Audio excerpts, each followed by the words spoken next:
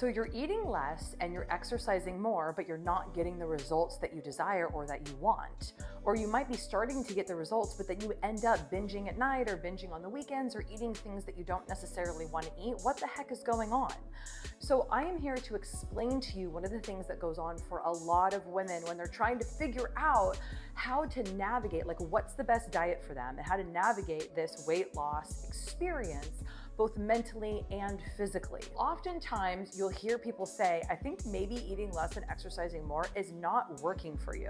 Because if you are actually hungry and your body is letting you know that you need more nutrients for the system to work properly, then you actually need to eat more. I know, it's crazy. It's so hard to imagine that to lose weight, you might actually need to eat more. It's totally crazy, especially if what your pattern has anything to do with emotional eating. So if emotions and stress and feelings, and whether it's like excitement and joy, or if it's disappointment and frustration, trigger you to eat more, then you can think, wait a minute, no, I need to eat less. And so you try and restrict yourself, but then the emotions are out of control. So let's clear this up right now. This is very important. This is important for all women's health and for really getting the peace of mind around food, the body that you actually feel good in, and that sustains your health and vitality so you can do all the things that you want to do. I mean, there's no point in losing weight just so that you can sit by yourself and be thin on your couch at home by yourself, right? Like the whole point is to be with the kids, to be with the grandkids, to be out doing things, to be loving life. Okay, so let's clear this up right now. What is the difference between hunger versus emotional eating? What are some of the signs? And what can we do about it? So first things first, if you are actually hungry, there's a couple of physical signs that you can tell inside of your body. A growling stomach isn't necessarily a sign of hunger. We all know that, right? It could be like 20 minutes after you ate and your stomach's like, rah, rah, rah, rah, rah, what's going on here? So that's not necessarily a really good barometer of actual hunger. But oftentimes what happens is there's a little tickle in the throat. Really interesting, right? So if your body is actually really hungry, it kind of feels like you need to clear your throat a little bit, not like a constant clearing all the time, but your throat will start to tickle a little bit. You'll kind of get this feeling in the back of your throat. You're like, oh, okay, yeah, it's time to eat. And if you grab a glass of water, it kind of subsides that, it calms it down a little bit. And then when you eat, it definitely calms it down. So that's a really good sign that you're actually hungry, is you have that little tickle in your throat. The other really incredible thing about hunger, and of course this is obvious once I say it, you're gonna be like, yeah, I already knew that, Rose, but oftentimes we don't really put the different pieces of the puzzle together because we have to eat every single day and we're busy, right? We got other things going on in our life. There's a lot going on internally and externally, and there's a lot to navigate. So one of the things about hunger is that hunger is satisfied with food. And it's actually not that much food to satisfy hunger. It could even just be a little bit, like a handful of something, right? Actually satisfies hunger. That's one of the biggest differences between real, true physical body hunger and an emotional kind of hunger, an emotional eating that can often feel like it's never satisfied, or that we don't even really notice that we've eaten until there's a physically full feeling. Well, that sensation of being full, now you've actually missed the mark, right? You've gone past the mark and you are now in a place where your physical body is letting you know, stop, stop, stop. But true hunger, real hunger, there's a tickle in the back of the throat, and it's satisfied with even a little bit of food. Now, emotional eating, on the other hand here, is a little bit different. Emotional eating, and even if you have like low blood sugar, and I'm actually gonna say something that's gonna really upset some people, especially if you're like hypoglycemic, or you often get low blood sugar, or you kind of relate to that phrase hangry, that is actually a sign that what you've been doing over the last several days is not working for your body. When you actually take the time to nurture and nourish your body on a consistent, regular basis, stop skipping breakfast, stop drinking too much coffee, stop thinking that you need to eat less and exercise more, and actually feed your body properly, I have seen hundreds and hundreds of people completely balance out their blood sugars, which means that they don't have those high highs, they don't have those low lows, and their body isn't trying to catch up anymore. Alcohol is a really big one too, especially if you're having some alcohol in the night and you wake up and you have a cup of coffee. That is not good for your physical body. And what happens is that when your blood sugar drops, you're going to feel a sense of anger and fear.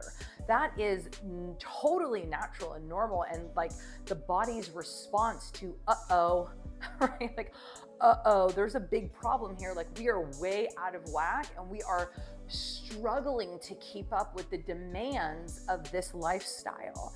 And so if you are noticing that there is anger and fear, it definitely is an emotional response and a physical response to not feeding the body properly for several days before that. You can always backtrack several days. It takes a few days for the body to get back into balance and to get back into health. And so every single meal that you have, every single time that you eat, every single time that you go to bed on time and that you choose water instead of wine, it makes a difference in your body and your body's ability to then sustain balance over time. So if you've been struggling with hunger and emotional eating, it's often a response to not feeding your body properly in the first place. And then you are going to get emotional. You're going to get emotional because that's the body's way of signaling this is important, like very important. You need to do something about this immediately.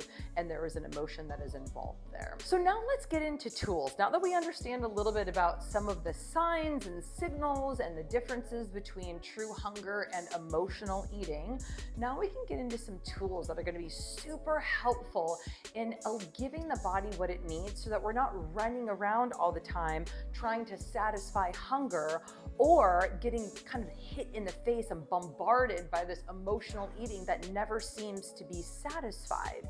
So some of the tools that I'm going to share with you right now, I would recommend that you grab a piece of paper and a pen and jot them down. And what the funny thing about that is that's actually how you get your subconscious mind involved in the experience, is actually putting pen to paper. All successful people, whether it's they want to be successful in their business or their relationships or their health, every single successful person puts pen to paper and is very specific about what their goals are. They have goals for the future and they have goals for the immediate right now today. What is it that I'm going to do? And this is not about controlling, and this is not about a lot of the emotional stuff that comes up when we don't really want to look at things, because there's a sense of fear there, right? Oftentimes actually turning on the light in the dark room of our minds that we have kept closed and shunned for a long time, it can feel really scary. I mean, that's one of the reasons why having a support group and having a coach and having some other people to talk to and bounce things off of and go into the room with you to turn the light on, it can be a lot less scary. It's such a healing, beautiful process to allow someone into our lives in that way. And I totally get it. Like body, weight, food, it feels like a very personal thing that you don't really want to like share or have anyone know. You just want to get the weight off so you don't have to talk about it. No one can look at you. Like you don't feel uncomfortable anymore. Like I don't want to talk about it anymore. And of course, you know, human beings are not that way. We're actually quite the opposite. And it's once we face our fears and we look into that room and realize, oh, it's just boogeyman. I was just scared. It was just fear that was coming up, cropping up, and it's not that scary. Like, I'm not broken. I'm not sick. I'm not twisted. There's nothing wrong with me. I just need to learn some better skills at coping and dealing with my body, with life, with food, and that's okay. So one of the tools that I would really love for you to begin implementing is jotting down your plan of how you're going to nurture and nourish your body with food for the following day. Now, every night, that is one of the things that I do. I write down, okay, what's my plan for breakfast? What's my plan for lunch? what's my plan for dinner? And I begin to think about my day in a way so that I'm bringing success and intention into that next 24 hours.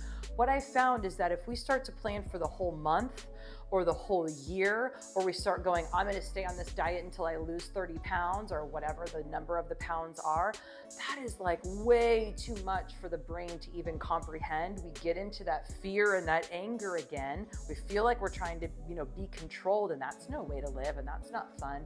And then we get into the emotional eating, and sometimes it's triggered by hunger, but then we get into the emotion of it because we start judging and blaming ourselves for eating in the first place because we're supposed to be eating less and exercising more, but we don't want to. It's like this crazy cycle. So keep it simple. Keep it in one day. One day is totally reasonable. You probably know the basic gist of where you're gonna go and what's gonna happen and who's gonna be there for just that one following day. Now, of course, life happens, right? Like sometimes you're bombarded by whatever is going on and you have to switch up and make a new plan. But getting into that habit, that consistency of thinking about and bringing intention into your following day for breakfast, lunch, and dinner, and just keeping it simple. Don't get yourself all stuck and wild up about exactly what the timing should be and intermittent fasting and how many grams of this and all of that stuff. Just begin the process of being intentional with feeding your body at regular intervals throughout the day so that you don't end up hangry and you don't end up emotional eating. This is a very, very simple first process. Okay, that's it for that. The difference between hunger and emotional eating. If you want to know more or have any questions about that, definitely comment below. I want to hear from you. Make sure that you hit that like button and subscribe, and I will see you later. Hope you're having a wonderful day. Bye.